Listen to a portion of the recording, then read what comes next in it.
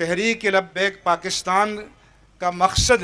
बिस्मिल्लाहिर्रहमानिर्रहीम। पिछले इलेक्शन में भी मुफ्ती मुनीबुर रहमान साहब ने अपनी नौकरी की बगैर परवाह करते हुए तहरीक लब्बैक पाकिस्तान की भरपूर इलेक्शन कैंपेन की थी। इसी वजह से बाद में उन्हें अपनी नौकरी से भी हाथ धोना पड़ा था और उनको रोयते हलाल कमेटी की चेयरमैनशिप से भी पीटीआई हुकूमत ने हटा दिया था। लेकिन अब भी तहरीक लब्बैक पाकिस्तान के लिए वो मैदान में आ चुके हैं।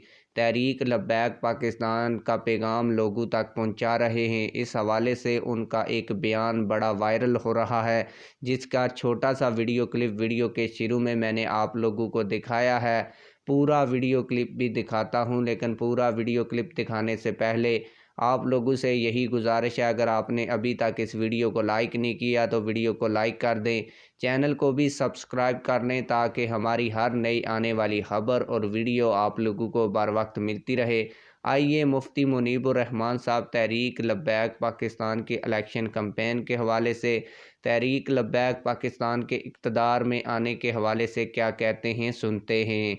तहरीक लब्बैक पाकिस्तान का मकसद इक़्तिदार अपनी ज़ात के लिए नहीं है, बल्कि इक़्तिदार इस्लाम के लिए है।